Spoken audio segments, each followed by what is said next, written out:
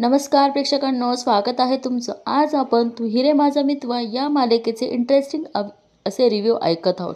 तर प्रेक्षकांनो, मालिका शेवटपर्यंत नक्की बघा आणि चॅनलला सबस्क्राईब केलेलं नसेल तर चॅनलला सबस्क्राईब करायला मात्र विसरू नका. आजचा एपिसोड खूप धमाकेदार असणार आहे प्रेक्षकांनो, कारण आजच्या एपिसोडमध्ये खूप टर्न्स अँड ट्विस्ट असणार आहे आणि बघायला फार मज्जा येणार आहेत. आपण बघतो की ईश्वरीला स्टोर रूममध्ये पाठवलेलं असतं आणि तिला त्या घागरी घेऊन यायला लावलेल्या असतात आणि वल्लरीचा प्लॅन असतो की हे ईश्वरीला ते सगळे फोटोज वगैरे सगळे दिसावेत म्हणून, आणि तिला ते दिसतात. आणि त्यातली ती न्यूज असते ना, न्यूजपेपर, ती वाचते म्हणजे अंधार असल्यामुळे तिला काही कळत नाही आणि ती अर्णवच्या वडिलांचाही फोटो असतो. ईश्वरी म्हणती, कोण आहेत हे? अर्णव सरांचे बाबा. आणि प्रेक्षकांनो, लाईट चालू बंद होत असते आणि प्रेक्षकांनो तिच्या आईचा आणि अर्णवच्या वडिलांचा फोटो असतो.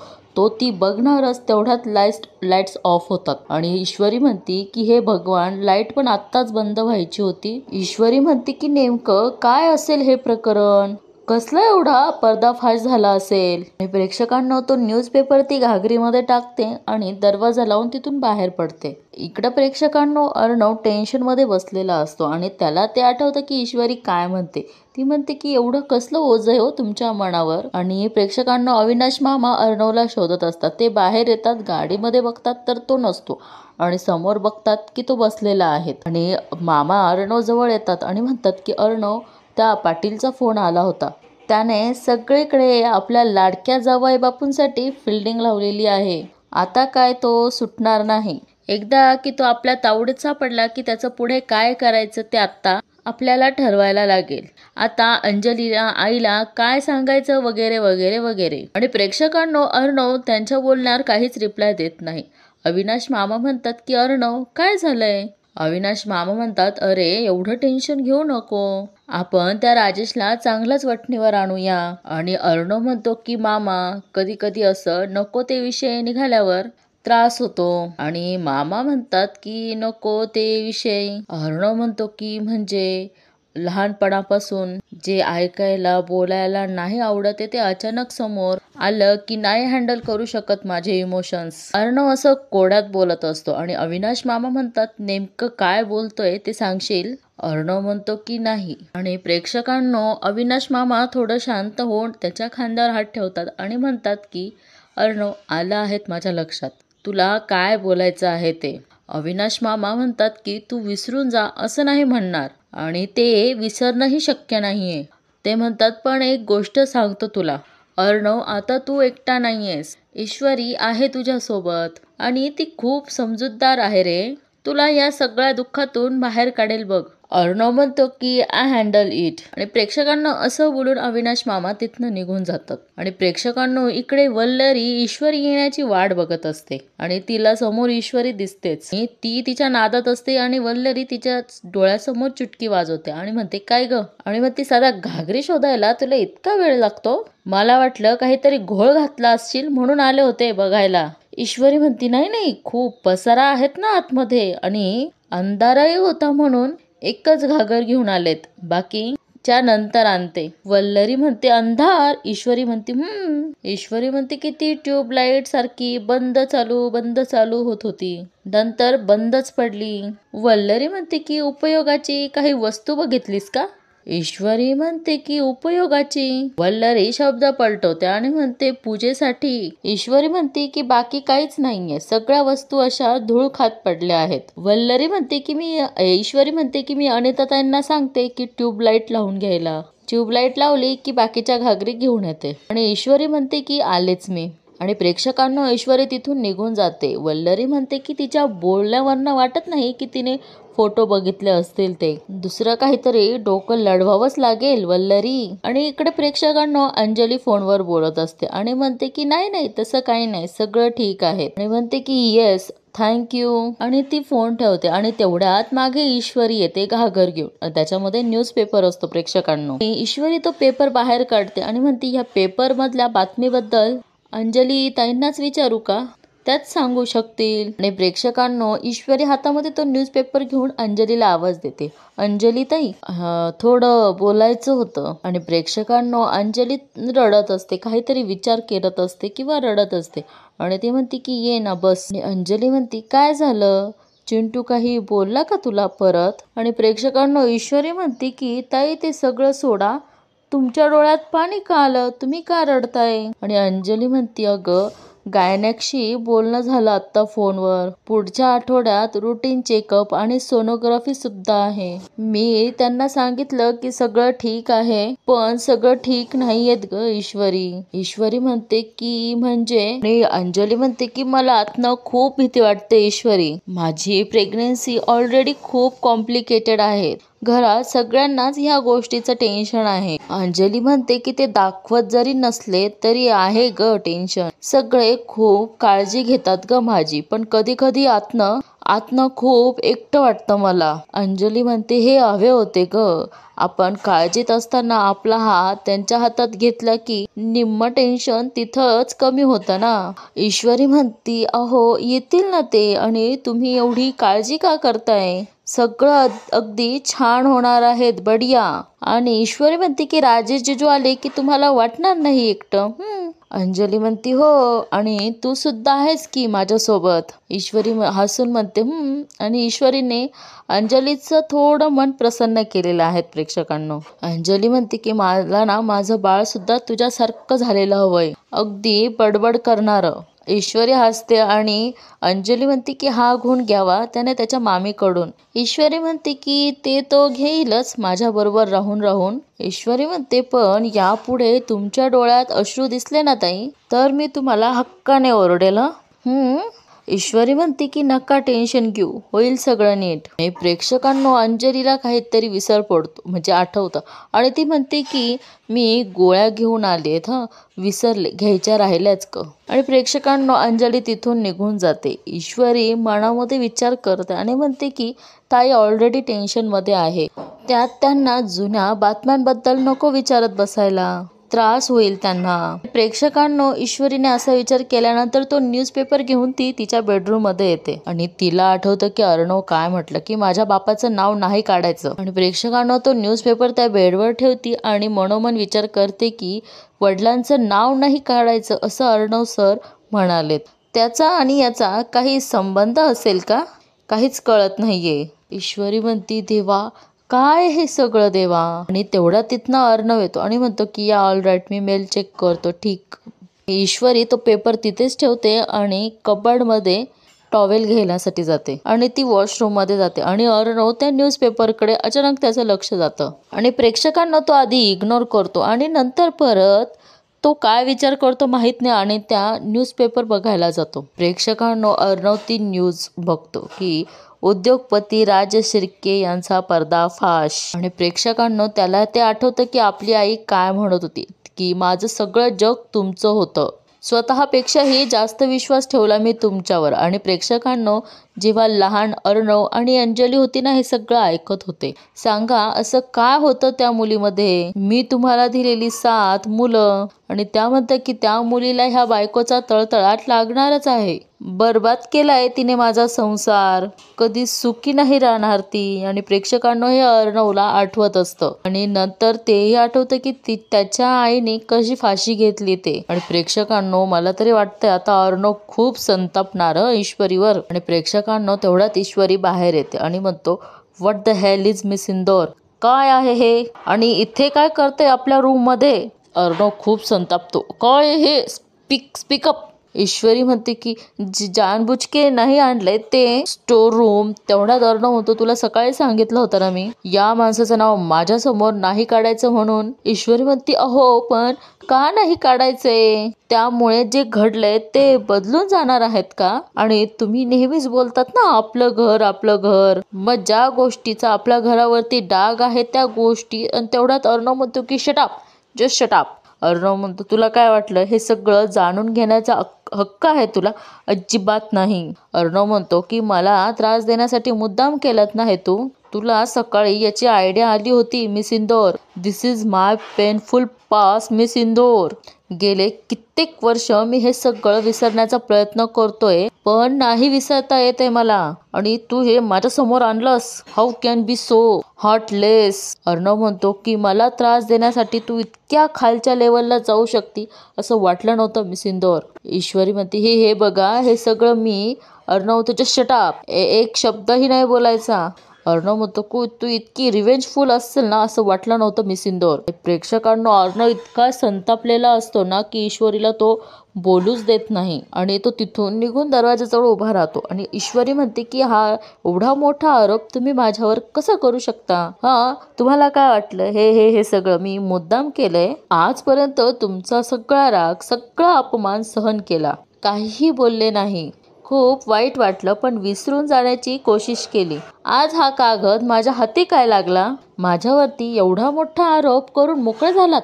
तुम्हाला तुमच्या भूतकाळाचा त्रास होतो, यात माझा काय दोष आहे? आणि अर्णव म्हणतो मी सिंदूर मी तुला. तेवढ्यात ईश्वरी म्हणते 1 मिनिट. तुम्ही म्हणालात की हे सगळं जाणून घेण्याचा मला हक्क नाहीये, मग तुम्हाला हक्क आहेत की माझ्यावरती कुठलाही आरोप करण्याचा? हे तर अगदी खरं बोलली प्रेक्षकांनाही. आधीच ना माझ्या आयुष्यात सगळं बदलून गेलंय. हे सगळं करून ना माझा त्रास करून घ्यायची हौस नाहीयेत मला. मी परत एकदा आणि शेवटचं तुम्हाला सांगते, मी हे सगळं मुद्दाम केलेलं नाहीये. अर्णव म्हणतो की खोटं बोलतेस हे तू. मी आज सकाळी तुला ओरडलोत ना म्हणून माझा पास्ट काढून मला त्रास देण्याचा प्रयत्न करतेस तू. You are taking revenge. Ishwari म्हणते रिव्हेंज? अहो हे सगळं असलं ना माझ्या डोक्यातही येणार नाही कधी. जो माणूस छोट्या छोट्या गोष्टींवरनं बेहिसाब रागवतो, वाटेल ते बोलतो, कधी काय करेल रागाच्या भरात सांगताही येत नाही, अशा माणसाच्या बाबतीत हे असं मी मुद्दाम करेल असं वाटतंय तुम्हाला? भात झालं. हे ना सगळं आता सहन करण्याच्या पलीकडे गेलेत.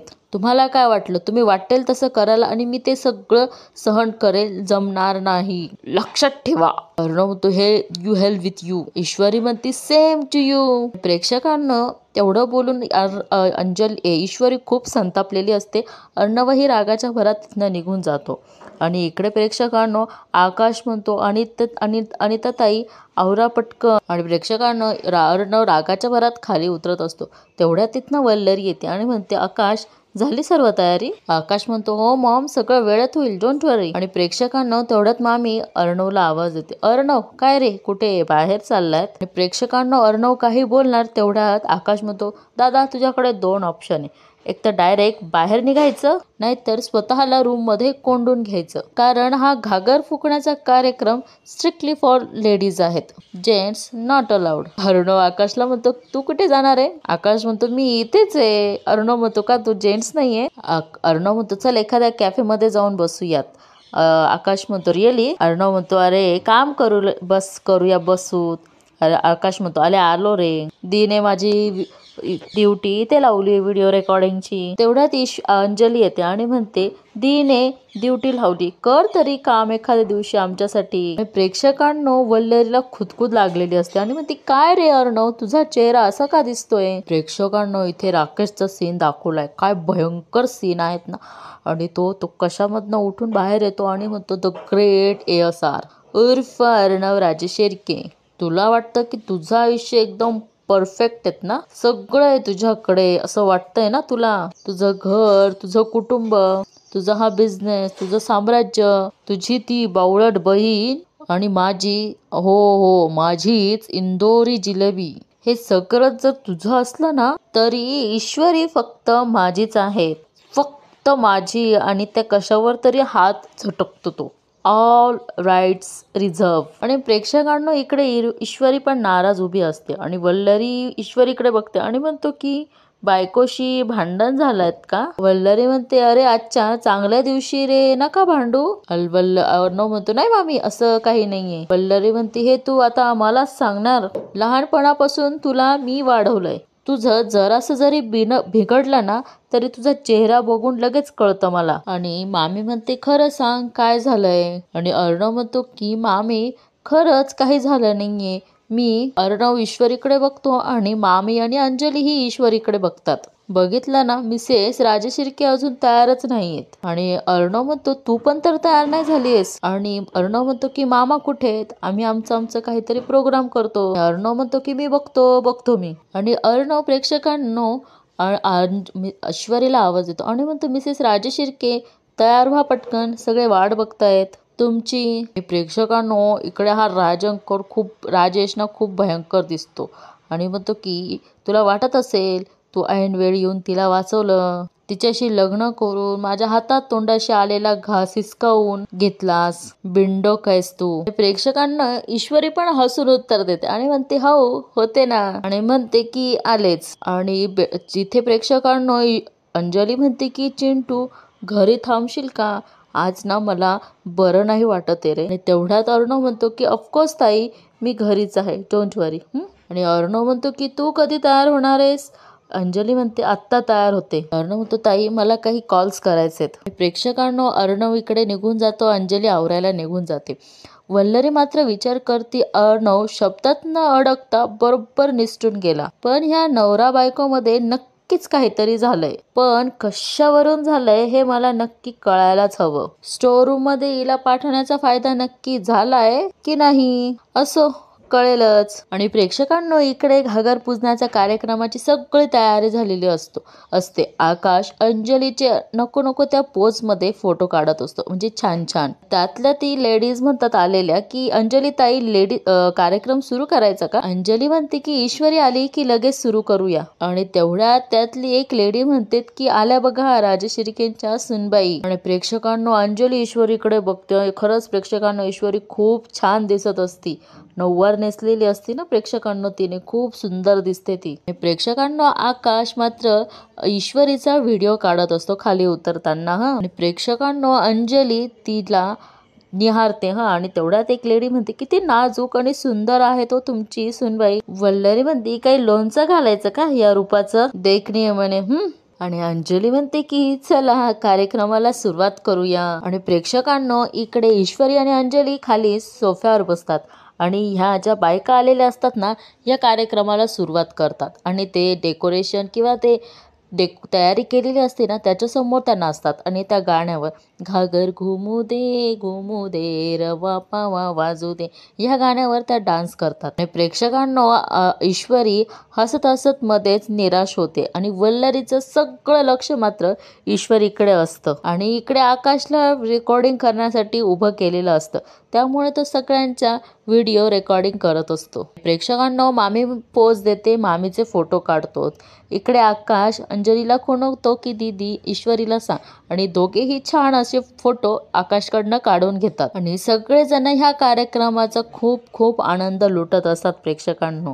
पण त्यांना माहीत नाही की आता ईश्वरीला बरं का की आता किती मोठा ट्विस्ट येणार आहे तिच्या लाईफमध्ये. आणि प्रेक्षकांनो हा राजेश म्हणतो की हा राकेश ना काय माणूस आहेत ना हे कळलंच नाही अजून तुला चिंटुकल्या. आता तर फक्त इंटरव्हल झालाय, पण या नाटकाचा अजून शेवटचा आणि सगळ्या प्रभावित नाटक आत्ता सुरू होत आहे. घाबरायचं नाही चिंटू. सॉरी ट्रेलर नाटक होणार आहेत, एकदम पैसा वसूल. आणि हे नाटक जेव्हा संपेल तेव्हा तुझ्या लक्षात येईल की ईश्वरी तुझी कधीच नव्हती, कारण ती माझी आहे, फक्त माझी. आणि प्रेक्षकांनो हा राकेश दरवाजा खोलतो आणि म्हणतो की भेटूया. आता काय नवीन ट्विस्ट आणणार आहे हा राकेश कोणाला माहिती, आणि म्हणतो की लवकरच. आणि प्रेक्षकांनो इथेच या मालिकेचा एपिसोड संपतो.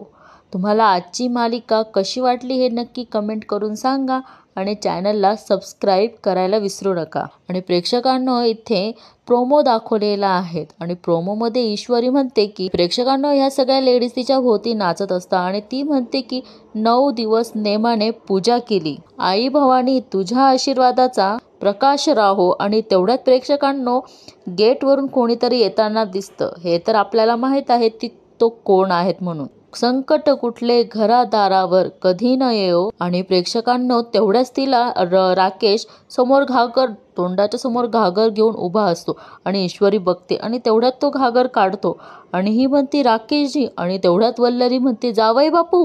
आले. अंजली म्हणते की अंजली त्याला भेटते आणि म्हणते की असे अचानक कसे आलेत. हा राकेश म्हणतो की सरप्राईज द्यायला. राणी सरकार प्रेक्षकांनो ईश्वरीना चक्कर येऊन पडते असं विचार करून आणि इथेच या मालिकेचा प्रोमोही संपतो. आत्ताची मालिकेचा प्रोमो आणि मालिका कशी वाटली हे नक्की कमेंट करून सांगा. आपण उद्या पुन्हा भेटू असाच एक नवीन धमाकेदार एपिसोड घेऊन, कारण उद्याही खूप मज्जा येणार आहेत प्रेक्षकांनो, कारण राकेशची एंट्री दाखवलेली आहेत राजेश शिर्केंच्या घरामध्ये. तोपर्यंत तुम्ही काळजी घ्या आणि उद्या ही सिरियलचा रिव्ह्यू ऐकण्यासाठी नक्की ह्याच वेळेस या टायमावर येऊ. धन्यवाद.